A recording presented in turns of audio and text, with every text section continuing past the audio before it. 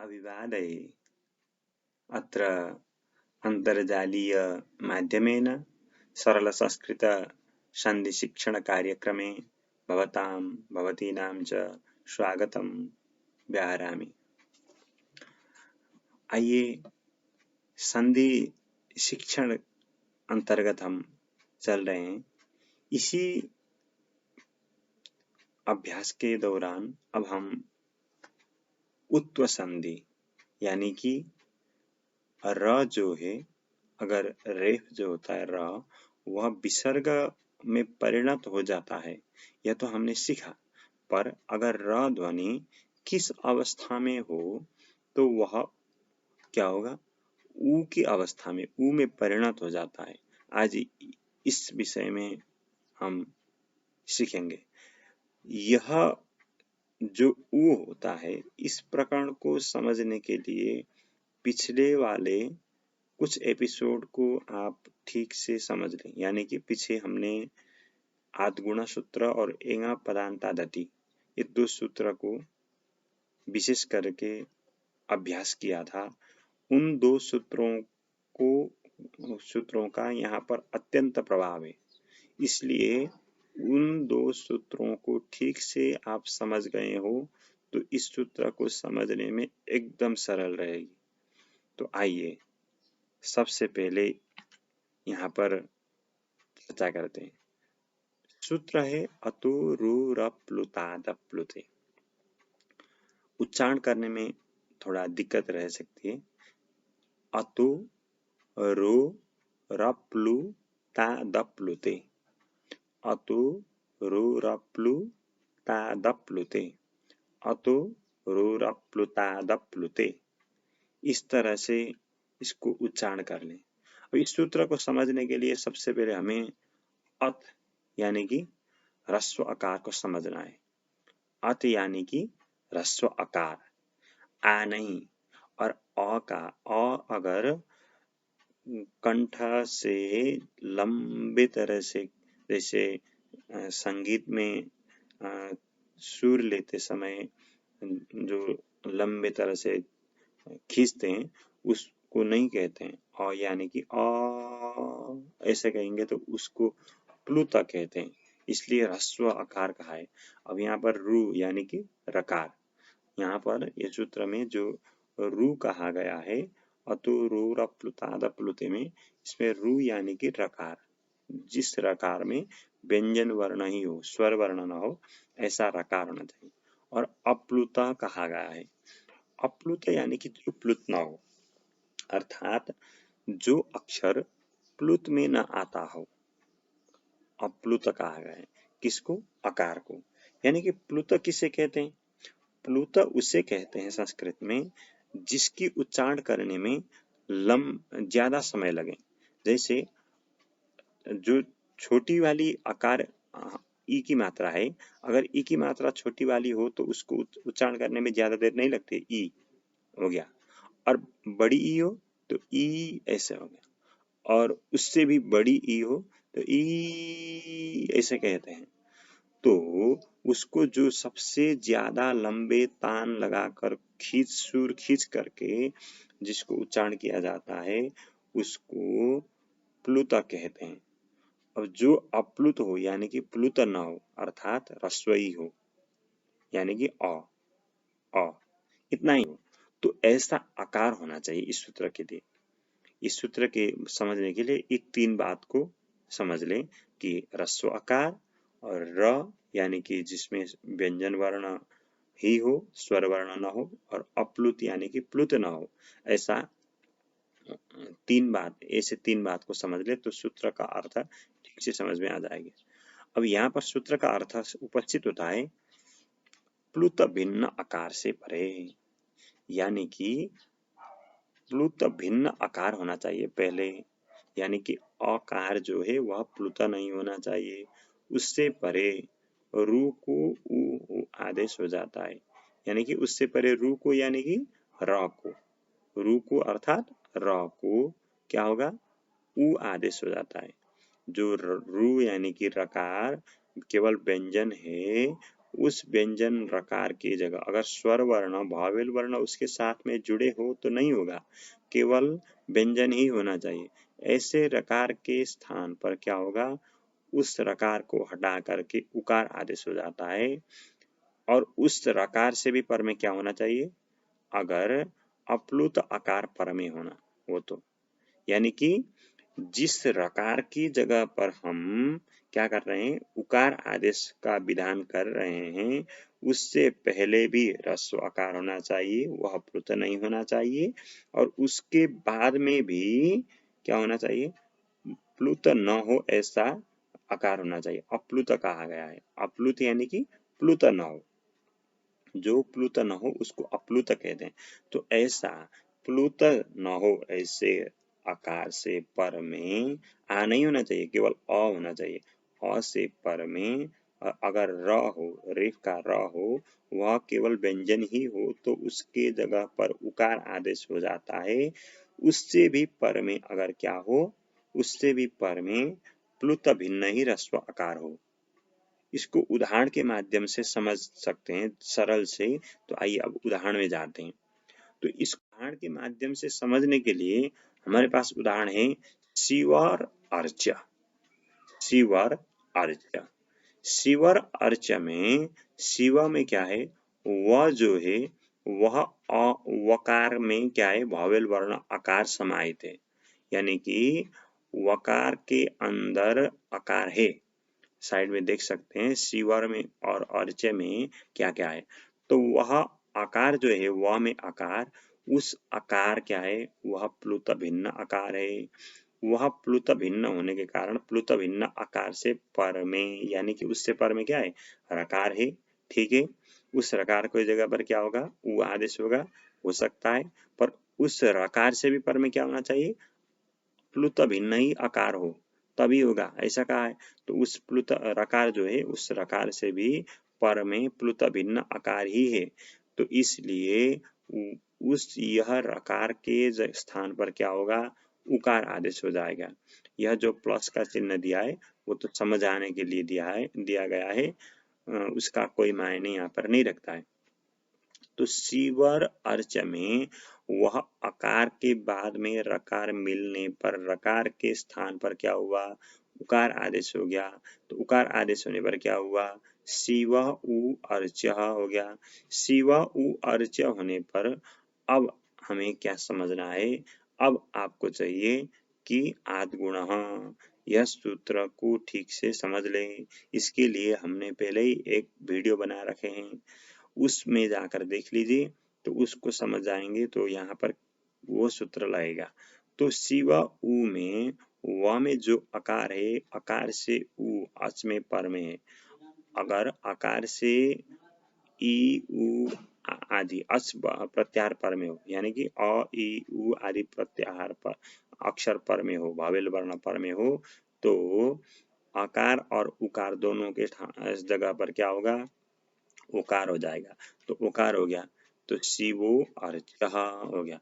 अब इसके बाद फिर से आपको मैं समझा देता हूँ कि एंगः पदान्ता दति, इस सूत्र वाला जो एपिसोड है उसको देख ले और ठीक से समझ ले। वहां क्या कहा था कि पूर्व रूप कहा गया था। पूर्व रूप कहने पर उसने पूर्व रूप जो किया था, पूर्व रूप होने पर क्या हुआ था कि शिवो का जो ओ है उसमें अर्ज का आकार जाकर मिल जाएगा और आकार दिखाने के लिए खंडकार यानी कि एस की तरह चिन्ह रहती है, ऐसा कहा था।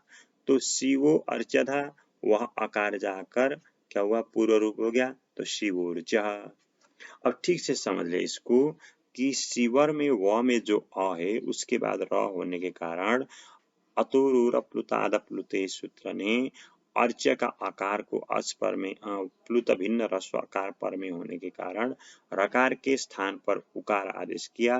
तो शिव उ अर्च हुआ और उकार के जगह पर शिव के व और उ के जगह पर, इन दोनों के जगह पर आद्गुणा सूत्र से गुण होने पर ओ गुण हो गया।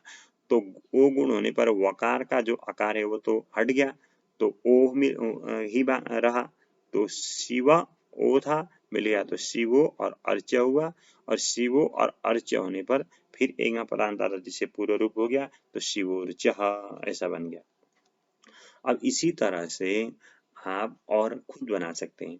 बालर अत्र, बालर अत्र में क्या है, ल में आकार है और अत्र में आकार है, ऊपर शिवर और अर्च की तरह ही है, और उसके बाद र है और उसके बाद अत्र का आकार है।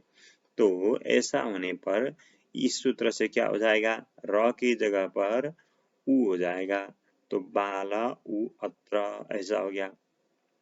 वही सूत्र आद गुण से गुण कर दीजिए, बालो अत्र, और इसके बाद क्या होगा, इंगा पदांतादति सूत्र से इंगा पदांता दति इस सूत्र से पूर्व रूप कर दीजिए बालोत्र।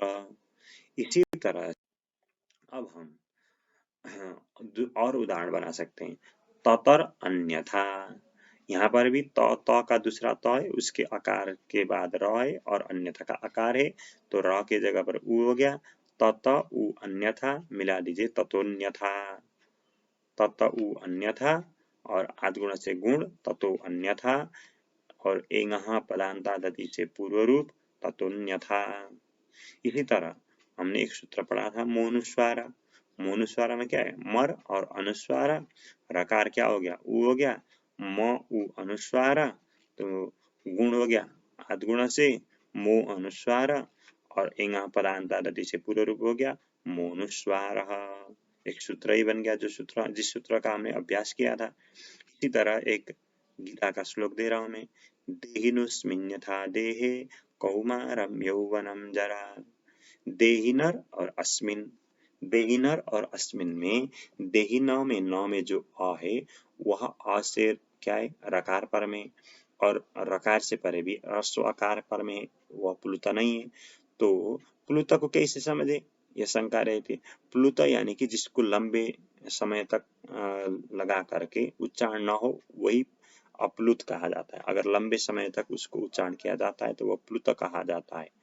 तो रकार के जगह पर क्या हो गया, उ हो गया, देहिन उ अस्मिन हुआ, और आदगुण से गुण हो गया, देहिनो अस्मिन हो गया, फिर एंगा पदांतर से पूर्व रूप हो गया देहिनोस्मिन यथा देहे कौमारम यौवनम जरा।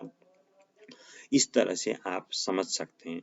अब देहिनोस्मिन यथा इतना देखने पर आपको यहाँ पर परिकल्पना करना है कि देहिनर और अस्मिन था, और देहिनर और अस्मिन में यहाँ पर अतोरु रकाद प्लुति आदगुणा और एंगा पदांतरति इन तीन सूत्र प्रवृत्त होने पर देहिनोस्मिन यथा देहे कौमारम यौवनम जरा, यह श्लोक में देहिनोस्मिन यथा ऐसा पद हो गया, ऐसा समझना है। यह पूर्व परिकल्पना भी करना है। इसी तरह अब हम कि इतना आप ठीक से समझ लें, इतना ठीक से समझ लेने के बाद ही अब इस आगे के सूत्र को देखें, क्योंकि मैं एक ही बार में ऐसा ही उदाहरण वाला थोड़ा सा भिन्न, कुछ भिन्न वाला पर होना क्या है, यहाँ भी र की जगह पर जो हलंत र है उसके जगह पर ही उ आदेश विधान करेगा। यह सूत्र जो मैं देने जा रहा हूँ, यह सूत्र है हसीचा, यानी कि हसीच, यह सूत्र जो है, यह सूत्र क्या करेगा, हस पर में होने पर कहता है। इसका अर्थ है प्लुत भिन्न आकार से परे। ऊपर अतुरुर प्लुताद प्लुते ने भी कहा था प्लुत भिन्न आकार से परे, यह भी कहता है प्लुत भिन्न आकार से परे। और र को उ आदेश होता है, उसने भी र को उ आदेश विधान किया था रेप को। तो हस प्रत्यार पर में होने पर, यह कहता है हस प्रत्यार पर में हो तभी होगा। और अतुरुर प्लुताद प्लुते ने क्या विधान किया था, उसने ह्रस्व आकार ही पर में होने पर कहा था। तो इसमें इसने क्या कहा, हस प्रत्यार। अब हस प्रत्यार क्या है, हस प्रत्यार है, यहाँ पर देखिए, हा य व र ल य म ङ ण न ज भ घ ढ ध ज ब ग ड द, इतने अक्षर हस्त प्रत्यार के अंतर्गत आते हैं। तो इतने पर में हो तभी होगा। तो उदाहरण देख लीजिए, शिवर और वंद्य है। शिवर वंद्य में व में क्या है, आकार है, उस आकार क्या है, प्लुत भिन्न आकार है, उससे पर में र को क्या होगा, उ आदेश होता है, ऐसा कहा है। तो उस आकार से पर में र को क्या होगा, उ आदेश हो सकता है। और हस प्रत्यार पर में हो तो इसने क्या कहा है, हस प्रत्यार पर में, तो हस प्रत्यार पर में क्या है, वंद्य का वकार जो है वो हस में आता है। तो ह या व हस में आया, तो हस पर में होने के कारण शिवर का जो र है उसके जगह पर क्या होगा, उ हो जाएगा। तो शिव उ वंद्य हो गया। तो इसको अब आद गुणा सूत्र से गुण कर लीजिए, तो शिवो वंद्य। अब यहाँ एंगा पदांतरति सूत्र से पूर्व रूप नहीं हो सकता, क्योंकि वह एंगा पदांतादति सूत्र ह्रस्व आकार पर में होने पर ही पूर्व रूप करता है। यहाँ पर वंद्य का वकार व्यंजन वर्ण पर में है, ह्रस्व आकार पर में नहीं है, इसलिए नहीं होगा। इसी तरह इसके अन्य उदाहरण इस सूत्र के, रामर हसति, रामर हसति में क्या है, राम में म में अकार है, उस आकार से क्या है, र या जो र है वह रेफ है, और उसके पर में क्या है, हस प्रत्यार पर में हसटी का हकार। तो हसटी का हकार हस में पर होने के कारण र के जगह पर क्या होगा, तो उ हो जाएगा। तो उ हो गया, तो राम उ हसति, आद गुणा सूत्र से गुण कर लीजिए, रामो हसति। इसी तरह से अन्य उदाहरण भी हम देख सकते हैं। अब देख लीजिए, नरर गच्छति, यानी कि नरर में जो है र में जो अ है उसके बाद क्या है, फिर र है, और वह र का बाद का जो र है वह व्यंजन है। वह व्यंजन में क्या है, स्वर वर्ण नहीं है, पहले वाले र में भवेल वर्ण का साथ में है, स्वर वर्ण के साथ में। तो नरर का जो र है वह र से पूर्व में है र का आकार, और रेप हुआ र जिसमें स्वर वर्ण नहीं है, और उसके बाद में हस पर में गच्छति का गकार, ज ब ग ड द, तो ग हस में आता है। तो हस में पर में होने पर नरर का जो र था उसके जगह पर क्या हो गया, उ हो गया, नर उ गच्छति हो गया। तो आद गुणा से गुण कर लीजिए, नरो गच्छति। इसी तरह बालर रौती, तो बालर के र की जगह पर क्या हो गया, उ हो जाएगा, क्योंकि रौती का रकार ह य व र, तो हस पर में है, तो ल में अ है, तो रकार के जगह पर क्या हो गया, उ हो गया। तो बाल उ रौती, तो मिला दीजिए बालो रौती। इसी तरह नृपर दास्यति, यहाँ क्या है, प में अकार है, वह प्लुत भिन्न रस्व आकार है, उससे पर में रकार है, रेफ है, उसके जगह पर क्या होगा, उ हो जाएगा। क्यों, हस पर में क्या है, ज व ग ड़ द, हस में दकार आती है, तो दकार आने के कारण क्या हो जाएगा, तो र की जगह पर उ हो जाएगा। नृप उ दास्यति, आद गुण इस सूत्र से गुण कर लीजिए, तो नृपो दास्यति रूप बन जाएगा। तो अब क्या है कि आप इस तरह से यह उत्व संधि, यानी कि रकार जो है वह रकार विसर्ग में परिणत होगा कब, खर और खाली जगह पर में होने पर, खर प्रत्याहार और रिक्त स्थान यानी खाली जगह पर में हो तो वो क्या होगा, तब वह विसर्ग में परिणत हो जाता है। तो उसके अतिरिक्त इस सूत्र ने, यहाँ पर दो सूत्रों ने क्या विधान किया, हस पर में हो, यानी कि खर के अतिरिक्त जितने व्यंजन वर्ण आते हैं उतने व्यंजन वर्ण को हस में कहा जाता है। तो उतने व्यंजन वर्ण पर में होने पर होगा, और ह्रस्व आकार ही पर में हो, प्लुत भिन्न ह्रस्व आकार से प्लुत भिन्न ह्रस्व आकार ही पर में हो, तो रकार को क्या हो जाएगा, उ हो जाएगा। ऐसा इन दो सूत्रों ने विधान किया। इन दो सूत्रों को ठीक से आप समझ लें, इसका बार बार अभ्यास कर लीजिए। बार बार अभ्यास करने पर इन दोनों सूत्रों का आपको बहुत फायदा मिल सकता है, क्योंकि बहुत जगहों पर इन दो सूत्रों का प्रयोग होता है। इन दो सूत्रों के बाद आद गुणा सूत्र और एंगा पदांतरति सूत्र, इन दो सूत्रों का अभ्यास, और आज तक के जितने सूत्र आए इतने सूत्रों को आप ठीक से समझ लें, तो आप संधि के नियम में कहीं पर भी आप ज्यादातर जगह पर, कहीं पर भी कहने का मतलब ज्यादातर जगह पर, एक दो जगहों को छोड़कर, यानी कि स्वर संधि के अतिरिक्त व्यंजन संधि का कुछ कुछ नहीं, पर जितने भी जगह उतने में आप सक्षम रह सकते हैं, और आप उतने में हड़बड़ाहट नहीं करना है, ठीक से धीरे से सीख लीजिए, तो आप जान सकते हैं और शब्दों का ज्ञान करने के लिए शब्दों को अलग अलग कर सकते हैं। आज के लिए इतना ही। जय श्री कृष्ण।